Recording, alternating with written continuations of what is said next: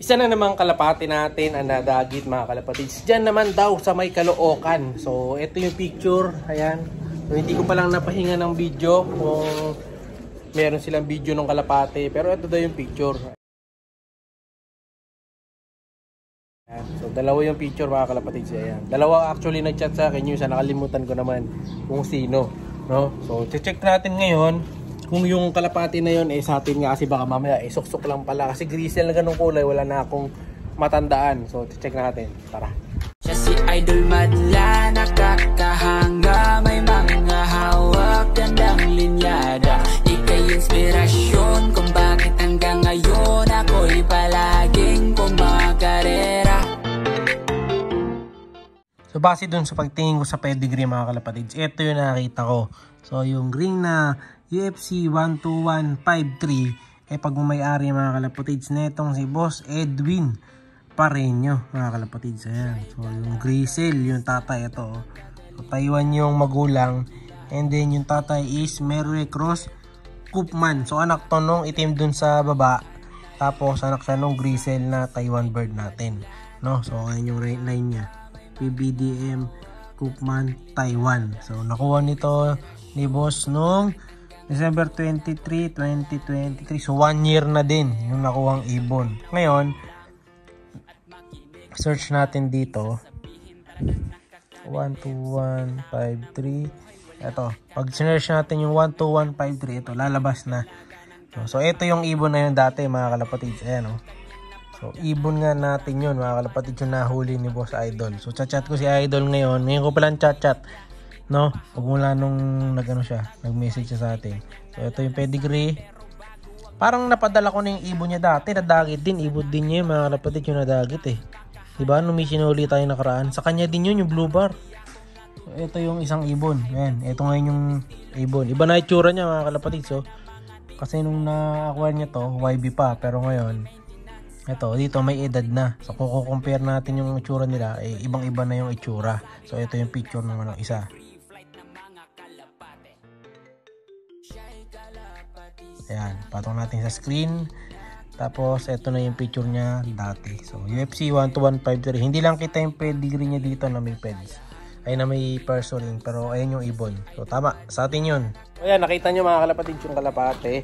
So tama, sa atin yan. Boss Edwin Pareño, kung napapanood mo to, mag-chat ka lang sa akin.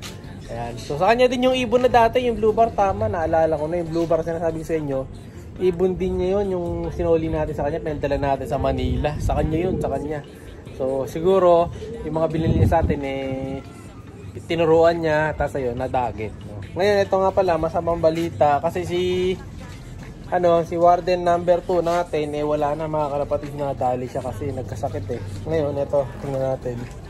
Ayun si Warden 2 mga kalapatids, nakaratay na dun sa kabila. Hindi ko na siya papakita ng buo, yung kawawa naman mga kalapatids. So walang dumali sa kanya, mukhang nadali siya ng matinding sipon. Actually ginamot na natin yan, pero wala, hindi na naagapan. No, in-inject ko na din siya nung i-inject natin sa kalapate na antibiotic, pero hindi niya kinaya. So ngayon, yung anak niya na inampon na yun, nandito sa paligid niya. Anak niya yan mga kalapatids, itong lalaki na to. So yun yung papalit sa kanya bali. So binabantayan siya niyan. So pinapatungan pa nga niya yung mga kalapatids kaya na nakahiga na dyan, pinapatungan niya. So bibigyan natin siya ng magandang libing. So maghuhukay na ako ng lupa, maghanap na ako magandang pwesto para mailipat natin siya. Ayan, kasi manok natin yan mga kalapatids. Siyempre marami ng pinagdaanan dito yung silop, kaya bibigyan natin siya ng magandang libing niya. So yun yung papalit sa kanya bali si Junior, no? So si Junior yung papalit sa atin na tandang, kasi wala na akong tandang bali dito, puro babae na to. Wala na. So yun nga, kung may nadagit tayo, may nadagit yung mga kalapatids natin, nakalapati natin, good news. Kaso bad news kasi wala na si Warden 2. So ang papalit na rin kay Warden 2 na isa pa is yung bata ko dito, si Kelso.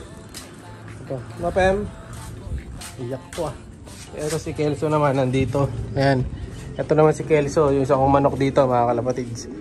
Yung pinaka ko to pinaka pet natin to si Kelso mga kalapatids. Mabait kasi to, yung manok na to. So saka siya nga lang, di ba, napisa sa 10 itlog. Boy, tara. Yan, lilipad-lipad na yan. Tapos sasakay na dito yan. Tara na. Oh, tapos lalabas ko siya dun sa labas. Tara. Every morning saka afternoon, ilalabas natin to para masanay siya sa labas. Ayan, lipad-lipad pa siya. Oh. Medyo masakit manuka to. Taga-ano ko to? Taga-kain ko ng mga langaw sa lamok. Lamok sa hapon, langaw sa gabi. Oh, luba natin siya. Oh. Uy! Oh, di ba? Lumilipad na. Oh, kaso dumidila yung bata ko dito. Gusto niyang lantakan. Kung kainin yung pem, good girl yan. Ayan siya, oh. Diba? Ayan yung papalit. So, kumbaga, kaya siguro nagpaalam na rin si Warden to kasi nga may mga kapalit na doon siya, sabi niya. No? Pero sayang, hindi natin siya na-save. Alam, ganun talaga mga kalapatids. May dumarating at may mga nawawala. So, maraming salamat sa iyo, Warden. Saludo kami sa inyo. And then yung sa kalapati na Dagit Idol, sa chat kita para mapakuha ni Boss Edwin Pareño. Pero kung hindi makukuha ni Boss Edwin Pareño, syempre sa inyo na muna yung kalapati, kayo na muna mag-alaga kasi hindi ko na makukuha yan dahil syempre hindi na sa atin yung ibon. Pero tatry ko i-chat si Boss Edwin Pareño, no? Para mapadala natin yung ibon nyo. Ngayon, nasa na yung manok ko. Ayun na. Pem! Kung galawin yan, oh, nahabol-habol na niya, di ba? No? So, yun nga pala, magkita tayo mga kalapatid sa Expo sa darating na Sabado. Kita-kits tayo. Pupunta tayo dyan sa Sabado. So, one day lang tayo dadaan. So, ikot lang tayo. Siyempre, gawa ko ng mga freebies. Tapos, tingnan natin kung may mabibili tayong kalapati. Abangan nyo. No? So, kung may mga gusto kayo pasabay, baka bibili kayo ng mga young birds yan, pwede nating isabay. Oh. May top na lang doon. Ito yung mga available ng mga ibon dito. Oh. Bam! Meron tayong dalawang itim. Ayan. Dalawang itim. Itong red bar, saka blue bar, magkapatid. Tapos ito, meron tayong blue bar, grizzle, saka isang pula. So yun yung mga YB natin available dyan na pwede pang makuha. Yung iba kasi dito, puro batang-bata pa kaya hindi sila pwede. So, siyempre, special shoutout dun sa nagsoli mga kalapatid kasi bibihira na lang yung mga ganyan. Yung nagsosoli pa ng kalapate pag may nadadagit na kalapatids. No? Kasi tayo, base sa experience ko, tayo may nawawala ako ngayong ibon na blue bar, na hen, na nakaperso rin ko pero hanggang ngayon hindi pa rin nadadagit mga kalapatid. Sa 2 months nang nawawala yon dito sa likod, Rumonda lang yon nawala pero di nasoli. Kaya Idol, salamat sa pagsauli nung ibon, no? Ayaw niya magpakilala eh, pero okay lang yan, mahalaga eh na thank youan natin siya. Idol, thank you. Para makatagpo ni Gift Bird, syempre comment lang palagi dito sa ating comment section. Yan, so darating ang katapusan ng January, syempre pipili tayo isang mananalo ng Gift Bird. Kaya pa hinihintay nyo, comment lang. Kaya like, share, subscribe. Ingat!